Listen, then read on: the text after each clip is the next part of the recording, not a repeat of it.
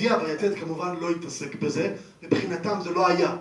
אבל כיכר השבת, בחדרי חרדים, בעולמם של חרדים, עסקו בזה ועסקו בזה, אבל בדרך כלל הייתי מצפה בעבר לעסוק בזה מצד נגטיבי.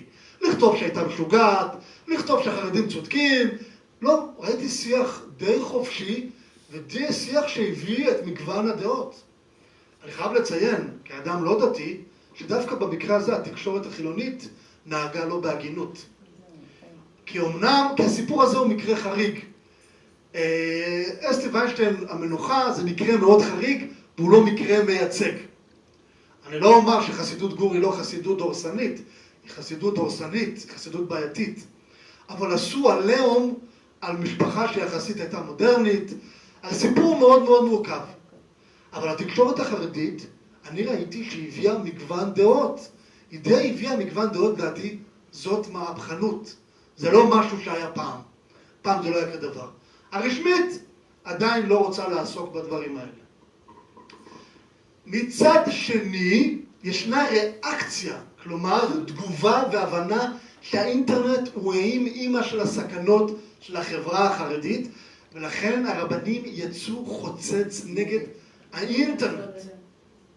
ישנם היום האינטרנט מותר רק במקומות מסוימים ורק על ידי הגבלות וסינונים כמו אינטרנט רימון, שמסנן לך תכנים כמו סקס, מין וכל הדברים האלה. אבל זה בעיה, הוא לא מסנן תכנים אפיקורסים. הוא לא יכול לסנן תכנים של דעתנות או של שאלות באמונה וכדומה. עוד משהו, טלפון כשר, יש גבינה צהובה כשרה, נקניקיות כשרות, טלפון כשר. בעצם הטלפון הזה אתה לא יכול לעשות שיחות אירוטיות, לשלוח אס-אמסים, ואם אתה מתקשר בשבת אתה משלם פי 4.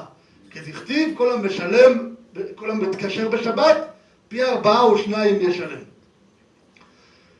הרב קניאבסקי, יש לי פה איזה קטע מאוד יפה, מישהו שאל אותו על אייפון. יש לי אייפון, אני צריך את האייפון בגלל העסק שלי. אני חייב, אני מקבל מיילים וכדומה.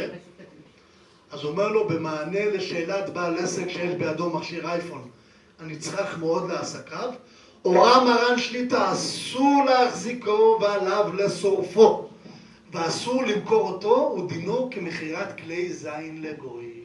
כמו שאסור לי למכור לערבי כלי נשק, כי מחר הוא מפנה זה מולי, אסור לי למכור לערבי את האינטרנט שלי. בגלל שהאינטרנט זה כזה סיכון, מחר הוא ימכור בזה ליהודי אחר.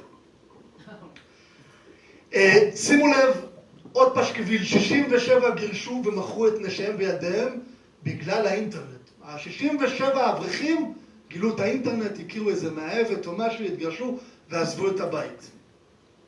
בוואטסאפ שלחו הודעה שבחור ישיבה מאוד